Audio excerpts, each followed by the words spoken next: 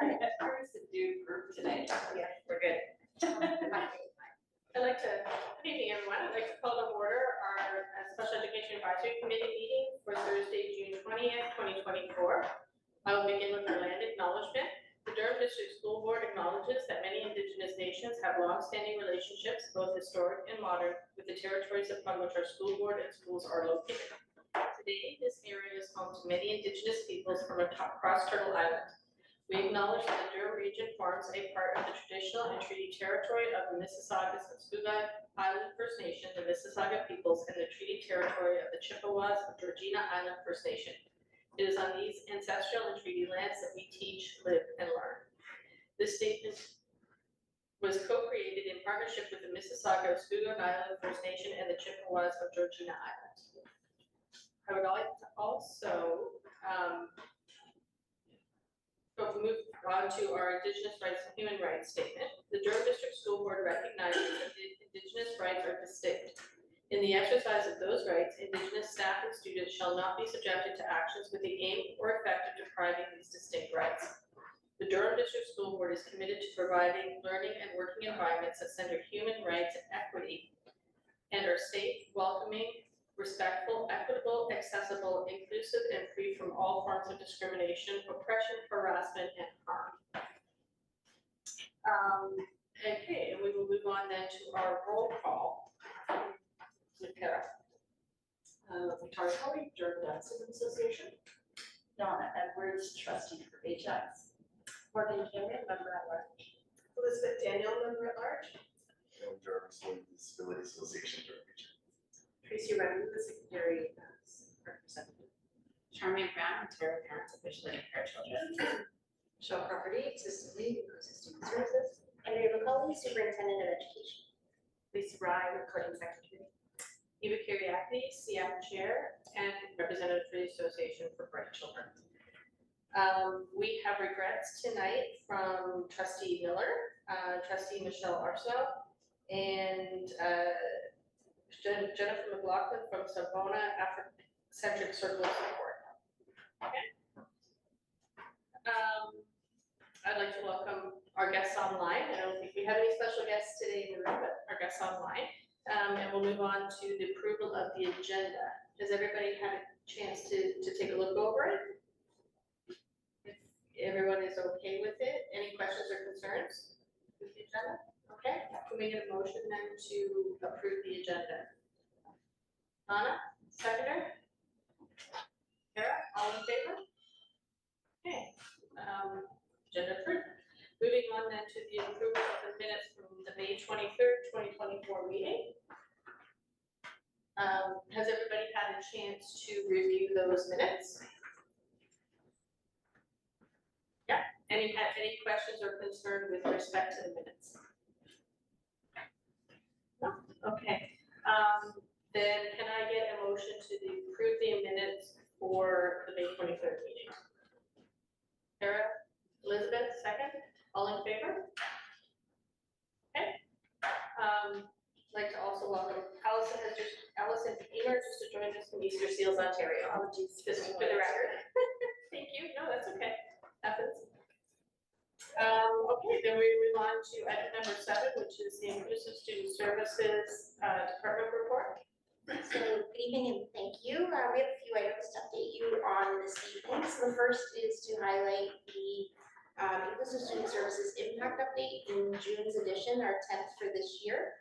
Had a focus on augmentative and alternative communication. So during this school year, what we did was we created a portfolio position for one of the speech language pathologists on the team to really be able to delve into research, current practices, connection with community partners such as Holland Workview, and be working with the team around our practices related to both what AAC tools were available, what training we could look at moving and evolving towards in support of educators and support of children who use this as part of their communication system, and then also building consistency of practice across our speech paths. And so the learning, we've just gathered feedback from some schools, families, and then our speech pathology team. So over the last 2 meetings with the team, they've been going through that feedback in terms of where do we go for next year. The team has also been trained on Promethean boards, which are the new version of smart board technology. And the importance of that is that there's gross motor capability. You can use objects such as tennis balls and favorite items to actually maneuver the screen. And the Promethean boards work with the re-release and new edition of Clicker, which is really important for kids who concurrently are using AAC. So we're just looking at that and connecting with some other districts. So you can see the impact statements. And there's also an indication, because one of the points of clarity that we often need to make in the system is what is funded for school use and what is funded for home use, and that the kids often have 2 devices. And so within the impact update, also that connection with our community partners who access and help families in terms of the home devices and that synchronicity between the two. In terms of the Ontario Autism Program, we made a commitment that at this time our teams have been meeting with the community-based team. Again, this is multi-agency within the community. Last September, the board welcomed 180 students on the entry to school program into our schools. The OAP team had taken a look at what entry to school looked like, sounded like, what really worked for families, what was successful in the transition of school. Again, the entry to school team hangs out with us into the school transition and into early years. Through the refinement, they've really driven in on their goal setting. And so this year, and again, Dr. Sarah Schley, Fatima Beauregard, who is lead for speech, as well as Connor Sitz and our lead for early years, are all part of the community table of practice working on this. And so they are currently working with schools, working with the entry to school team on the transition of 160 little tiny people who will start kindergarten, who are currently in the entry to school program, prepping for that transition to school. The program was quite successful last fall in terms of readiness, socialization, and joy and excitement at learning and in school. So quite pleased with that. And we look forward to welcoming those learners into the system in September as part of the year 1 cohort. Monday night, and I won't talk too much about the board, just to say that Budget Fast and the Special Education Plan is ready to submit to the ministry. Based on student changes, we do have 2 just amendments that will go forward in the Special Education Plan. One is due to students moving out of district and or completing secondary earlier than we anticipated. We will be at 8 rather than 10 interveners for September. That is a one-to-one support for our students who are deaf and blind. And so it is very much tied to student accommodation needs. We have looked at, and Michelle has led with grace and heart through the process, redeployment of those staff within the district.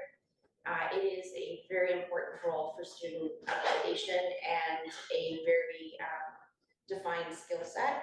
And so as a growth district and for 2 staff members who are exceptional in service to kids, we anticipate that we may be in a position of moving that back in. So our budget and finance team are not moving the finances for those 2 roles at this time. And we are holding them pending growth enrollment of the district. We will also be removing the statement that's at the bottom of the staffing that says this staffing was dependent on the passing of the budget by the Board of Trustees. That now comes off, and the 50 additional EA positions are currently being mobilized in the district.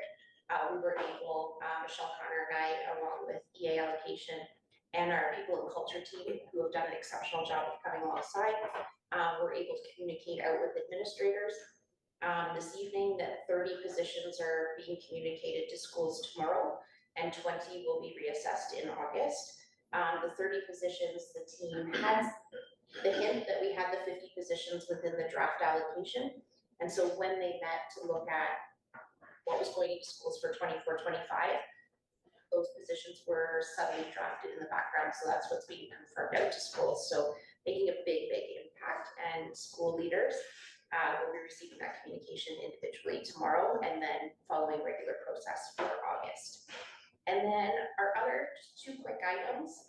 One is a sincere thank you to SEAC When we reflect on this school year, the consultation around this table is absolutely critical and very, very valuable to the considerations we make as a leadership team and within our team. So I just wanted to say thank you to each of you individually. We kind of took a look at the hours around the table and the topics and discussion. And you put an immense amount of time, care, and knowledge into the conversations, and thank you for thoughtfully leading that. We just really appreciate the work of this table and the importance to the experience of kids and families. And then the last one, Andrew's gonna give us a bit of a hand. Friday saw over 900 athletes from 85 schools at the abilities track and field meet. Donna, thank you for joining us for the day.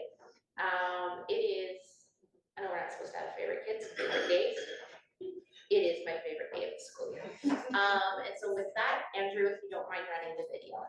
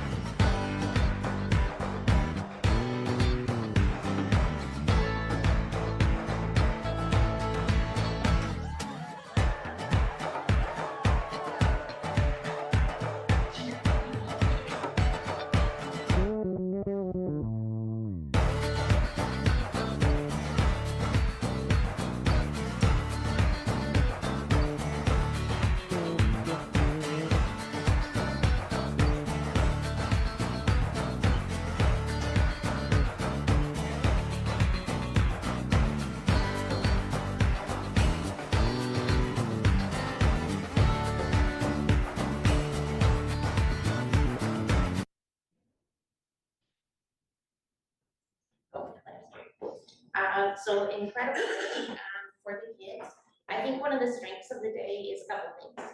One is that Inclusive Student Services does not organize the day. Our Durham Elementary Athletics Association completely chairs the day and we just support. And this year the Ability Center emptied out their therapeutic rec team. Sorry. Oh, no.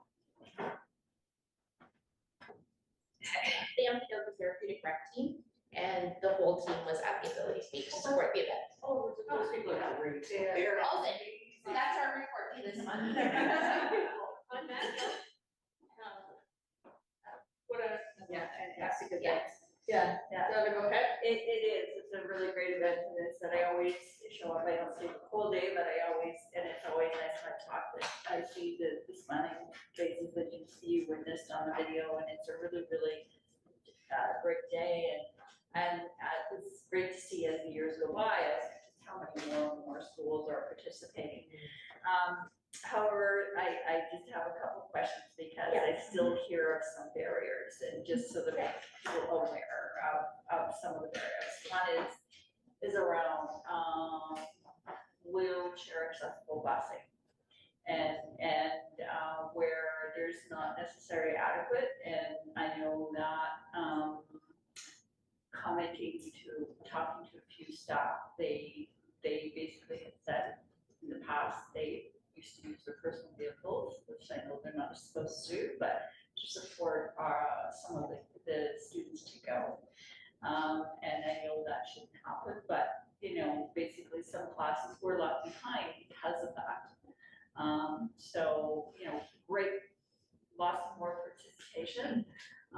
But the other thing is that, again, talking to some of the schools and so forth was around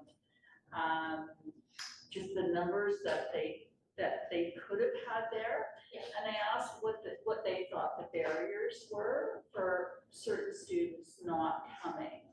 And it was comments I received were part of it is that, well, part of it is trust because they're just starting and they're not familiar and it's a total different environment going to a track meet than being in the classroom. So establishing that trust that, you know, their child is going to be there every single day and that they're going to be taken care of in a different environment.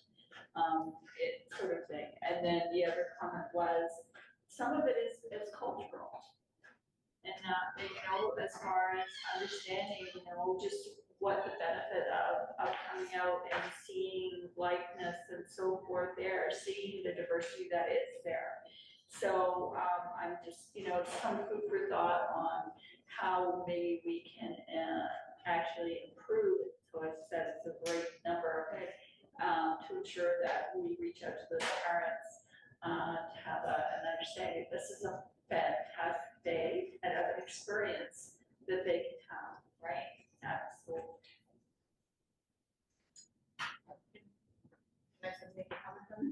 I'm just wondering if next year leading up to it, that the parents of the kids in the class see a video like this from the year before, because I feel like if they see those faces and those smiles from the year before, they're gonna look at that and say, yeah, I love my, I see the point, I see it, just I see it in their face, it's the joy. Right? Do we already have the video? So Yeah. that'd be a good sell. The other thing I wonder is, like, there's not a lot of unfortunately, a lot of availability, accessible buses. I just wonder if there could be some coordination with maybe some of the taxi companies and whether they would like to do something to help sponsor it for that, just for that sort of even having that option, you know what I mean? And you know, in a sense, it's for them, it's a good sort of publicity. Well, just looking for some suggestions for some solutions, right? So Maybe the world winning on-demand service we could talk about later. anyway, but yeah, just, I mean, you see those faces and that's all you need, right? Yeah. To say, if people are wondering what benefits would be for their child, just the pure joy of doing something that has been previously not available for kids like that, so. Yeah, they just have to recognize the number of families that came out to support their athletes, as well as school administrators. Our director spent part of the day with the kids, as did the chairperson. Steph Desi is chair of the Educational Assistant Bargaining Unit for QP.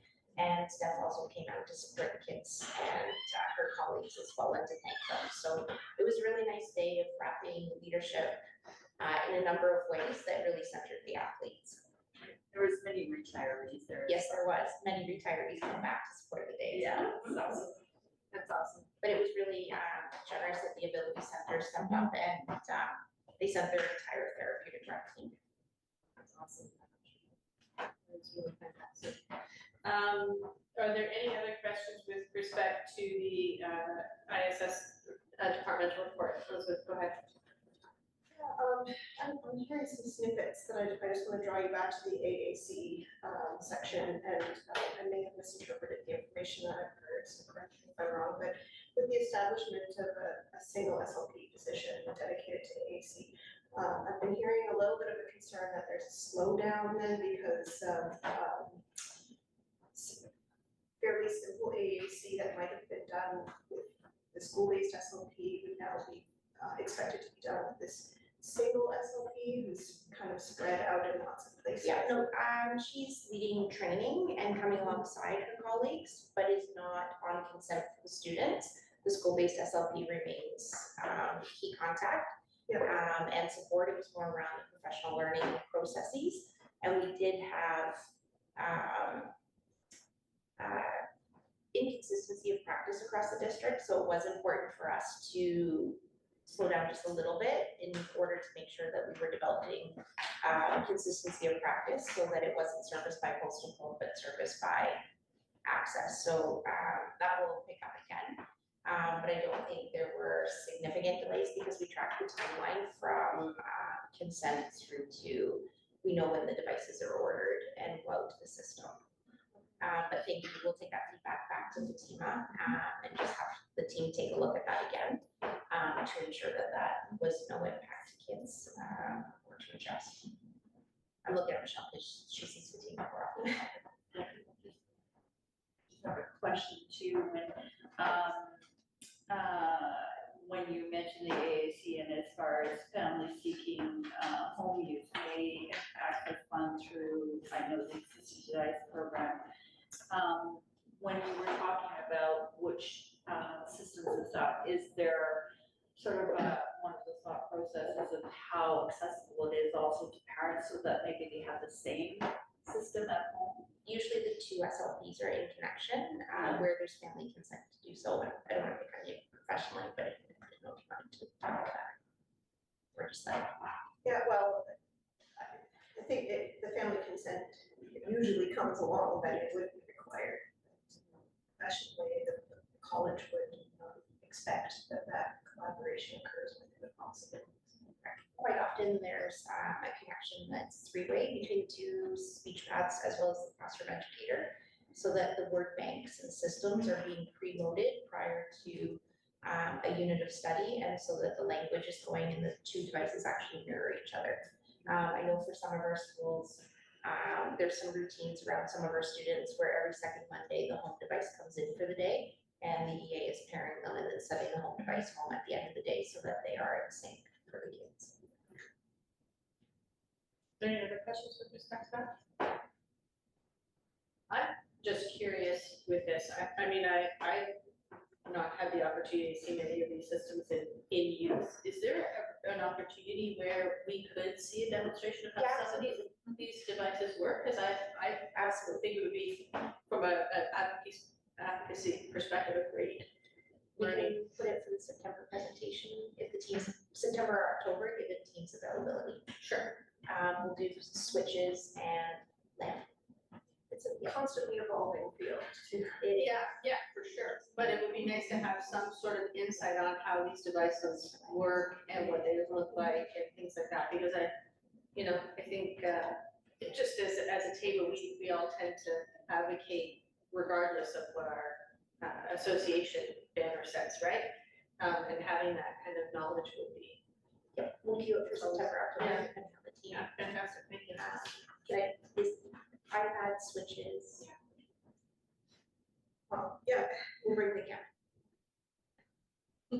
iPad is very accessible for a lot of people.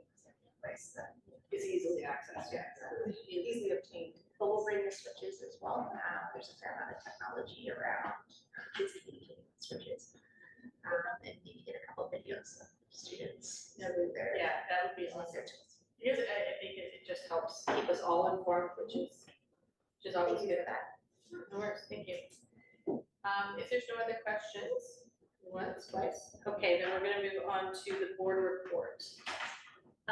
Well, as Andrea alluded to, we passed our budget, which, again, thanks to staff, they put a lot of time and effort in a very short period of time, because of course, got the information very,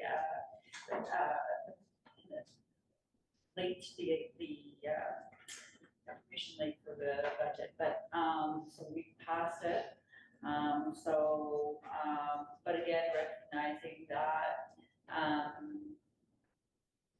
it's the budget, within the funds that the Ministry of Education released to us, and the best that we do to address all the needs as well as address our strategic priorities.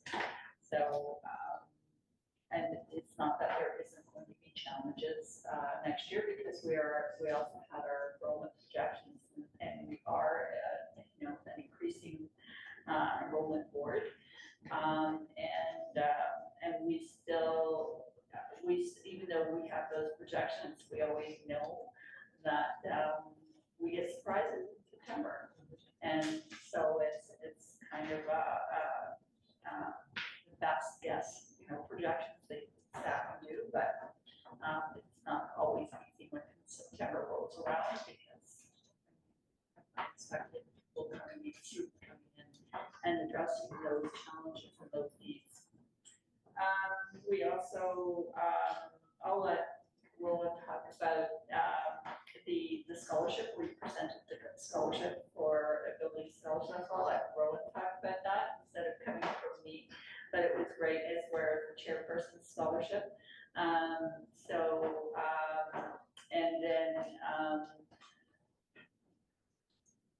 I did look at my board, what we've done as far as that. We do know that, we have we'll have a special board coming up to, because of the new school in Oshawa to address, its theme. Because that needs to be in place, because it opens in September, so we need to address it, just didn't get it in time, all the feedback didn't get in time to come to the board, meeting. PIC also presented, the development committee presented their annual report. And it's great to see that, PIC is looking at a variety of methods of, especially their video series, and they did do a pilot, which was really great, where they had the showing at a particular school, and then there was more in-depth discussions on those series, so it was really made it more accessible to parents and so forth. So yeah. Want to talk about it? Sure, I'd be happy to. So the Current Disability Association partners with the DDSB to present the ability scholarship in and it's exciting to see more students realize that there are support systems for them. They don't necessarily at the very beginning, but more start to apply, and more of the certs and the guidance counselors are aware that more of these children are applying. They must be diagnosed and applying for continuing studies, apprenticeship, college, university, etc. But we have 26, and the selected applicant, her name was Kylie, and she is a sort of a spitfire. Like, it's really great to see the students move forward with the tools they have. But it's even more exciting that they want to turn around and say, I'm not going on sort of the no man left behind or whatever. It's let me help those who are in my situation. And she has that in spades. And I think everybody saw it. She said, can I volunteer while I'm at school with Learning Disability Association? Yes, please, yes. I told my colleagues they were excited.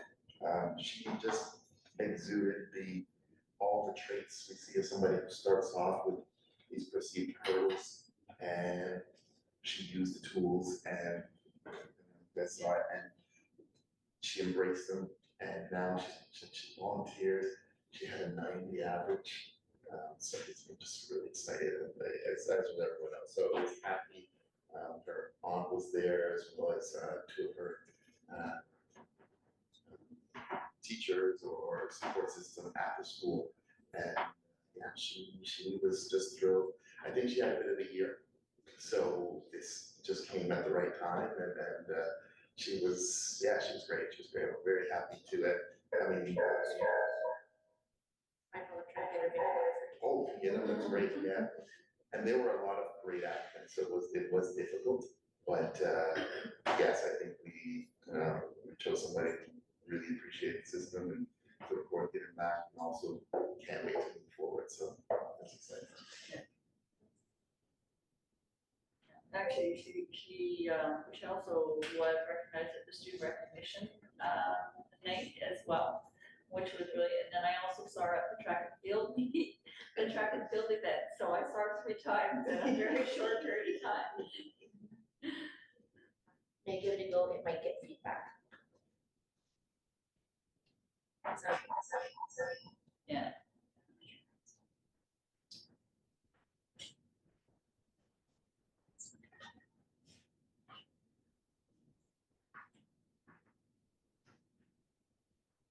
Maybe we'll show her after you do the advocacy event, we'll make sure the tax will be. Sounds good, yeah. I have to say, it's one of my favorite times of year, so it's the worst, the hardest decision of my life, putting that forward, but the most rewarding too, you know, at the same time, it's phenomenal. I think, to see how Andrea reacts to the ability days, how I react to this. And Yeah. it's just to Yeah. see, When you see a child Yeah. blossom, it's just, but it's what we do it all for, right? We all sort of have sections where we quote unquote specialize, but anybody telling a story of success is, it's where we're- Yeah. Yeah. Look at her face, she's excited. Yeah, She's a gem. she Yeah. is. I love her hair, like, I love As soon as I saw her here, I thought it should be. Her personality is kind of like yours as well. Oh. Yeah, she's just like, okay. let's Yeah. go, let's go. Okay then. Let's do it. Awesome. Are there any questions for Donna with respect to the board report? I have just one question with respect to funding.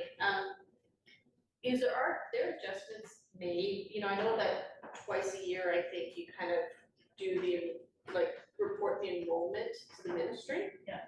Do they adjust the funding when we, you know, if we've got this influx of kids at that time? Yes, they do adjust the funding and we do get a report, so it comes forward to the board as far as the funding.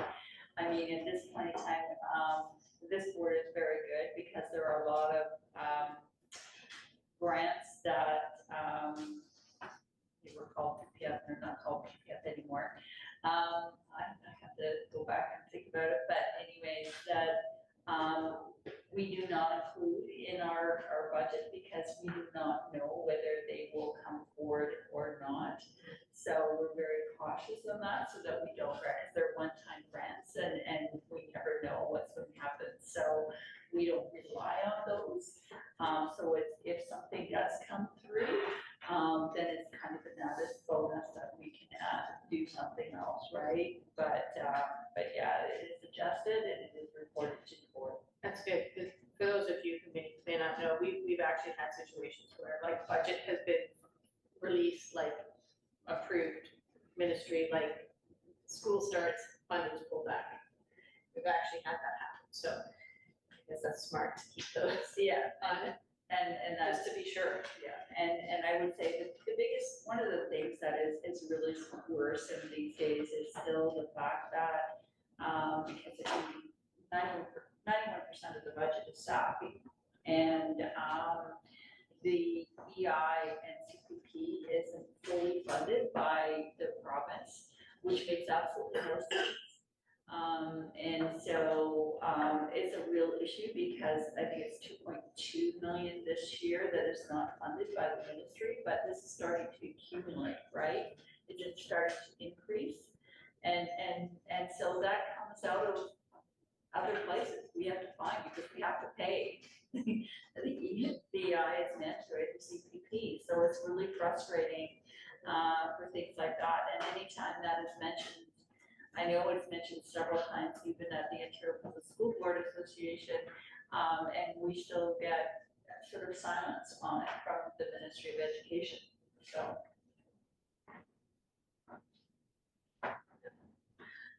Okay, any other questions? No? Okay, then we're gonna move on then to our open discussion with respect to our planning for our advocacy night. And for that, just be around the table, we're gonna pause the video while we have those discussions and then come back once that's over because no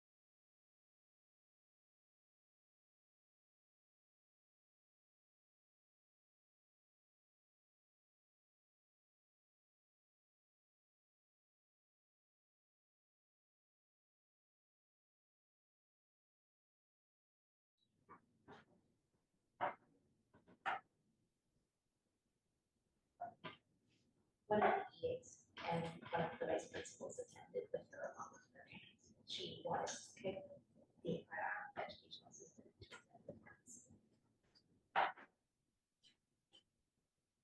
And so these are paper. Editor, may you please show Kylie's video?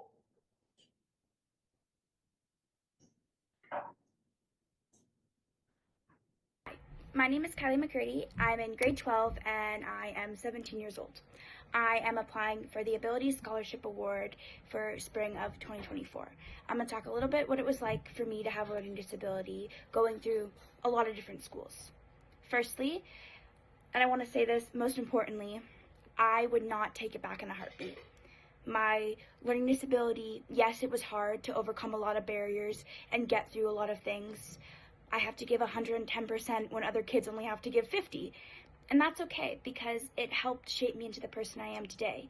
It gave me the strength to persevere and go through diversity and understand that just because it takes me a little bit longer doesn't make me stupid. I pull very high grades. I was on honor roll for coming up on the last 3 years of my high school experience. So yeah, now I feel very confident in my abilities because I learned how to use the strategies to my advantage to get through. But before that, it was very scary and isolating and lonely because I didn't even know what a learning disability was because it wasn't talked about. It was kept hidden, like it was something I should be ashamed of. But that is something I don't feel ashamed of anymore. I had a lot of people to help me. I went to an amazing school called Psychoneska Demonstration School, and all of those teachers and staff helped me learn that it's not something I need to be ashamed of. But the person that helped me the most would have probably been one of my EAs at Harmony Public School. His name was Mr. Brown, and he spent 1.5 years doing all the applications to get me into that school, and it shaped me into the young woman you see today. 2 minutes is not a very long time to talk about what it was like, and yeah, that's pretty much it. If I could go back and give my grade 9 self some advice, it would be, it'll be okay. You'll get through it and you will graduate high school. Thank you so much.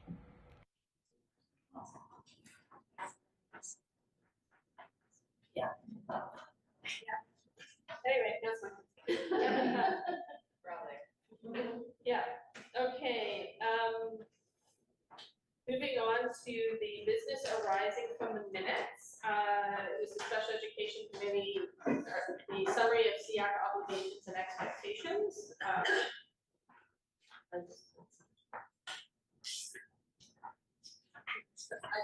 It's just from my, I needed to hand it to you, it's just more working in the law firm, I need to italicize certain things like legislation names. Fair. So. We received feedback from another member of SEAC. Yeah, and I just, it was more around,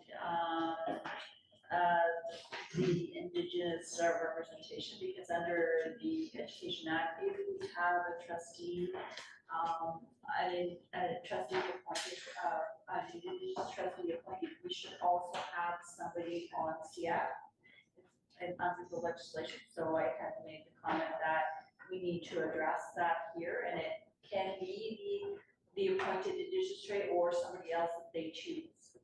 Okay, so that's basically what I had asked as far as feedback was concerned. So we've actually, currently the trustee representing Squeak Island First Nation seat on our board of trustees is vacant. And so Chair Thatcher has sent a letter, a request to Chief Kelly LaRocca requesting representation both on the board of trustees as well as a seat on the Special Education Advisory Committee. And as Donna mentioned, requesting either it could be the same individual or a different individual named by the nation. Yeah. That would be a fantastic person to stay with. Yeah, so that's gone from the chair to Chief LaRocca. Okay. And so we'll reflect that in the document. Okay, good, perfect. Are there any questions with respect to that? Does anybody else have any feedback? So we will italicize the legislation. We will make sure that the membership list reflects representation, opportunity from Squeak Island First Nations as our local partner. And then what we'll do is post this document as adopted for the 1st of September, if that's okay. To be foundational. We will remove the handbook because it's out of date and replace it with this document outline. It's the will of SEAC, but it leave that to committee for direction of staff. Does anybody have any issue with that? Okay.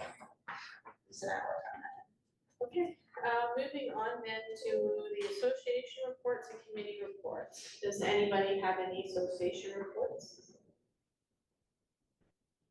An association question. Does that count as a report? Just a couple of things. One was Easter Seals doesn't show up as one of the associations on the DDSB SEAC page. And I know that's because I'm Just new. have it, yeah. But if whoever's their tech person could do that, that would be great. I put in a request for that. Oh, so did it you? should be done within the next couple of days. We did update the brochure with Easter Seals on it recently. Went into the special plan, so it should be posted. Thank you. The other thing that's come from Easter Seals is just a question with respect to what I can share at our monthly meetings, the Easter Seals monthly meetings. So for example, like the DDSB special education plan, for example, those are all public documents, so it can all be shared. I think we're streaming it live, it's Right, public. yeah, right. Right? So all of the documents that are associated with this committee, I can share with my Appreciation, association. like the sorry, Yeah, the inclusive student services impact update was written Yes. with intention of it being broad audience. Okay. So please with appreciation. Yes. And we live stream with transparency, Right. to families and caregivers. So absolutely. Perfect, thank you. as a public meeting, there's not anything like that we discuss with respect to advocacy and, you know, to the board that is not public, so. Okay. Perfect. There are in-camera criteria for our board of trustees and for us as a senior team. Right. Usually around personal information of an individual or a staff member or negotiations with the board, none of which are within the scope of SEAC. So that keeps conversation in the public forum. Right. The only reason why we go offline is that it's difficult if we're in shoulder partner conversations Yes. for that to be broadcast for the audience. That's the only time we come offline. So full access to your organization. Got it, thank you. You're welcome. Okay. Are there any other association reports? Since Annette's not here this evening to do anything about. Okay, we'll move on then to our correspondence. We have one from Pac-Man SEAC, which essentially is talking about meeting times and when they start. We're already meeting what they suggest. Our meeting is 6:30 in the evening, as opposed to during the day. I do know there are some CX who sit in the middle of the afternoon, which was shocking to me. Only because there was a lawyer at our firm for a short time who was a member of that CI committee, and I was like, what? Anyway, but we are already in compliance with that.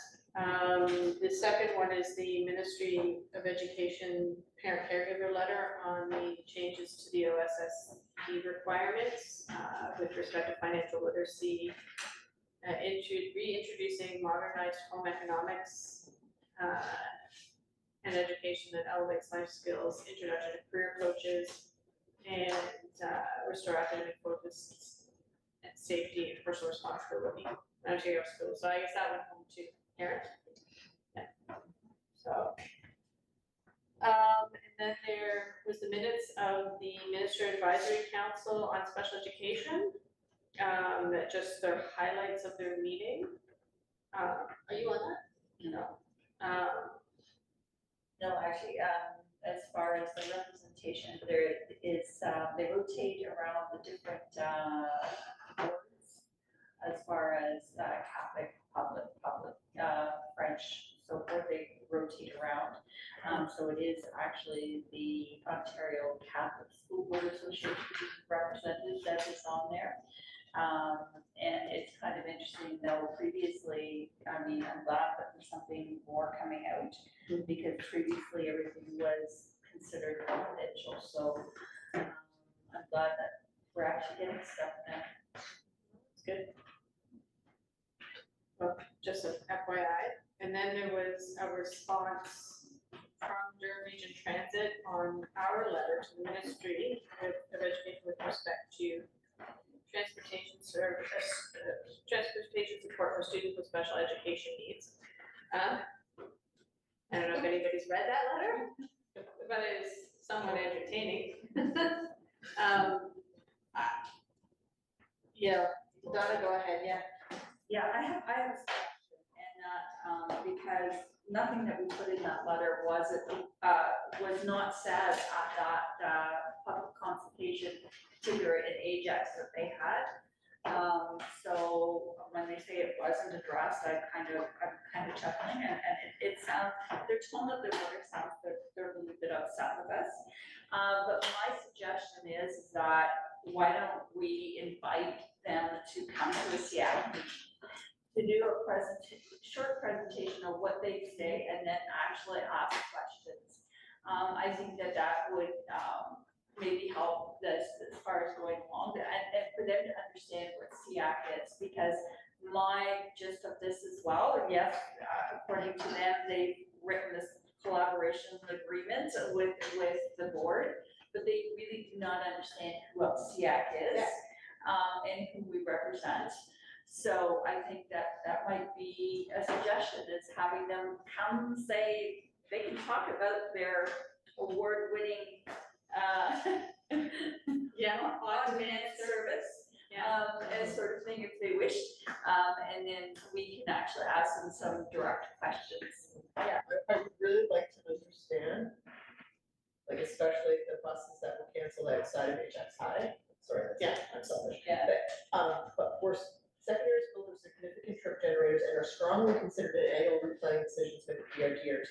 So what happened? Yeah. Like, why all of a sudden are children no longer able to get to school? How is this taking their needs into consideration? Like this sentence and the actions Don't very match. contradictory. Don't match. So I would really, that's actually, I really like that. That would be nice. So can you please explain what the decision was and how you came to the decision for these? Because we don't understand it. Yeah, and I know one of the questions specifically was asked is how do you determine to expand services? And they had said, well, no, they survey existing ridership.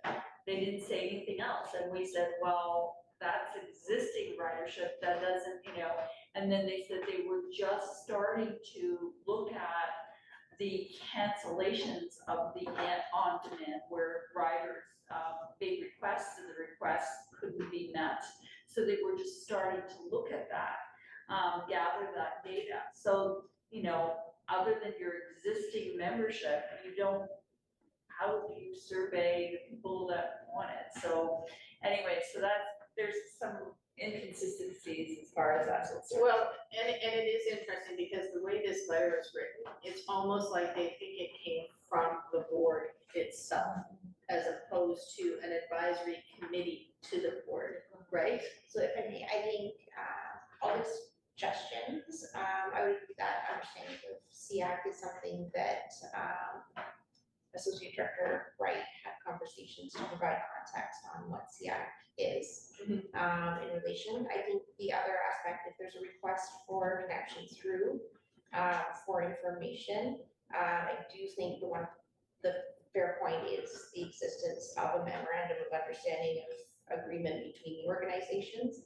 And so just us doing some consult with those that sit at that table to say if they want to come as representatives of the conversation, or if they're sharing a request through, just that there is a multi-district agreement with them, that does have some parameters of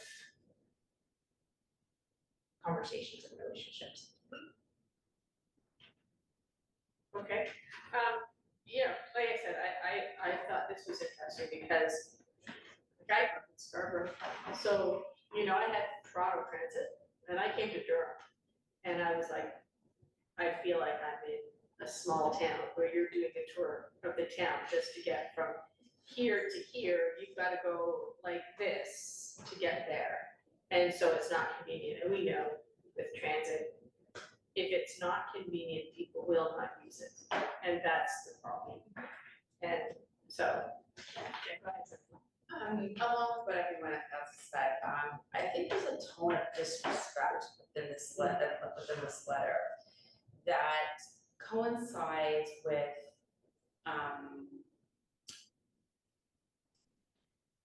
how the service is being received by others, how customer service, as with my own experience with my own children, how they are being approached, how emails are being responded to, the same level, the same tone. And I find that very interesting. Yeah. So I don't know how we communicate that to them, but there seems to be a consistent I would level of disrespect I would in agree with customer service, or how they are approaching and addressing their clientele and their community that I think needs to be addressed. Yeah. Their purpose is to serve the community. Yeah. And if this is how they choose to respond to that community, in terms of their community tone. members, right? Because the special Absolutely. education advisory committee is just that, they're community members. It's not, this letter wasn't coming from the Durham District School Board. That's right. This letter was coming from a committee made up of residents of this municipality. Yeah. With a concern, with a certain lens, right? Taking on a certain lens, but the concern is coming as a community concern, not as a board concern, but as a community concern. And I think that's where they're confused on here. And you're right, because And be confused, I'm okay with confusion. I'm but it's the okay tone. with, It's the I'm tone. concerned about the tone. Yeah. And what that is communicating. Yeah. And so if this is the tone that you're having to your clientele, what is it going to be to a secondary student? What's it going to be to somebody who has a disability who relies on their system to move around? That's right, yeah. This actually, the tone of this is to shut down communication as opposed to encourage communication. Absolutely, it's like, don't even contact us, and how dare you? That's how I read it. I don't know, maybe because That's how I read it as how dare you, because we've already got this, we already have communication with this board. How dare you come and try to talk to us about how we do business? So it's to me, it's a clear level of disrespect I have seen consistently over the last maybe 6 to 8 months. Well, and I think it goes back longer than that, to be quite frank. Just so you know, this has been since almost I've started as on SEAC around transportation, but also around as a board, issues around transportation and student transportation. And meeting with, we even had student trustees the student trustees that met with, at the time, the regional counselor and the CEO of Durham Region Transit. And I remember it reiterating a story of when my daughter took transit to basically a work program out in Oshawa. And basically explaining that there was construction on Wesleyan Highway 2, and how the bus stop had been back from the temporary spot back to the original spot, and there was dump trucks that were being loaded, and the bus driver moved. It actually went to the temporary spot where in front of basically behind the dump trucks. And so I made a complaint, and it was really interesting because the fact that the attitude of the driver was like, and if it wasn't for students that were going to Durham College that waved my daughter to come follow them, but it was so unsafe. And I made a complaint, and it was like, oh well, that was about it. There was no apology, nothing, as far as that's concerned. And like, it had already changed. It already changed on the website. It was already told that the stop had been moved back to the original bus stop. And then this is what happened, and there was no apology, nothing, and no follow-up. So, I think that's sort of a pretty big experience behind it, right? That most people have. So the question is, what do we do with this? Right? Do we go through with an invitation to attend a SEAC meeting and give a presentation on their accessibility of their service and take questions, or do we respond back to this and say, you know, I think you're mistaking us, who we are, and have an understanding that this is actually not, like, we are community members, not the board, and not part of the memorandum of understanding, like, we're writing as a community, you know, as associations from the community. Yeah, no, go ahead. I think I would just suggest that the next step be the invite. Yeah. Now, as to whether they take us up on the invite, it doesn't matter. We can say, we've tried to do this in terms of communication, we've even invited you to explain. But if we have that on our list of attempts, I think it makes us show that we're trying, and maybe they have to sort of meet us halfway. But Yeah. I think the invite sounds like it's. Yeah, I think the invite sounds like a good one, and this last sentence actually tells me they didn't know who they were writing to. Because it says, we look forward to continuing work with the representatives of the DDSB. And that's where, right, they're thinking that we're a part of the board that's ignoring this memorandum of understanding, but we're not a part of the board. There's no harm in the invitation. Yeah, I think the invitation is a good idea. I was gonna say that the invitation could also just include an explanation of who we are. Yeah, for sure. It could accomplish both, For sure. Maybe I can try and draft something up and send it to you, Andrea, so you can send it on to them. Because I found it interesting too, because they would have had to dig up my email address, because it wasn't on the, I looked at it, I was like, it's not on the original letter. Because they sent it directly to me. It's my email address isn't on here. How would they have found it? Well, it's on the On the website, SEAC. on the SEAC website, yeah. So, anyway, That's a good question. Yeah, Dawn, go ahead. did you say that, where it says the concerns highlighted in your letter were not raised at the joint meeting on April 18th, did you say that was inaccurate? that's enough, yes, because there were several people, there was some workers from, community living, community living that were there as well. And who actually reiterated to them on how the on-demand service has, because of the way it now operates, that their clients have lost jobs. And no longer be able to have accessibility to the jobs that they had because of their changes to their service. So, I mean, that was all explained there as well. So I shake my head.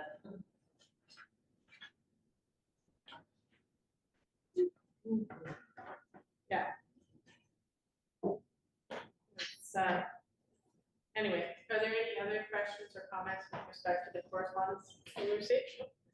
Okay. Then we can move on to community concerns. Are there any community concerns to bring up tonight? Okay, celebrations and successes. Go ahead, yes. I've got 2 first places at the All Abilities Track and Field. He was very excited to show us those. Very happy. I can say that as far as this great games, Victoria came home with 1 silver medal. Also, she's a long time, basically, your dance studio here in Whitby. And the individuals that ran the studio actually went as a couple, and the husband actually worked for the DDSB for a long time before he retired.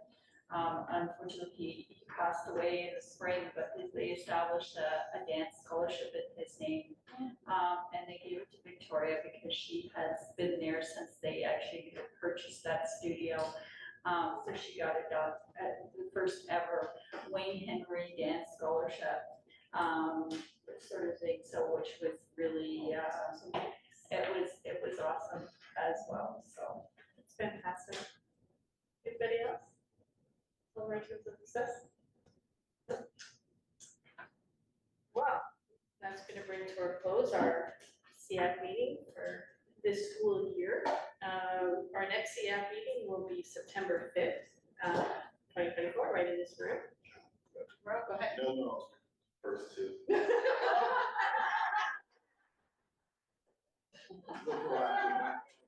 Motion to adjourn. Right. Elizabeth, all in favor?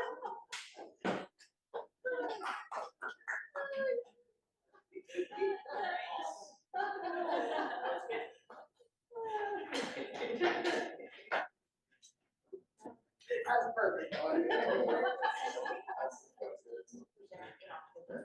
Just so that we're not trying to bring the AAC in on Thursdays. Yeah. So I asked for them to count in October. Yeah. For the desk. Just they'll be out. Yeah. Supporting equipment, gets that first week, I don't wanna. Like, sure. I mean, it's so, I just want to bring it, but I, like, let's.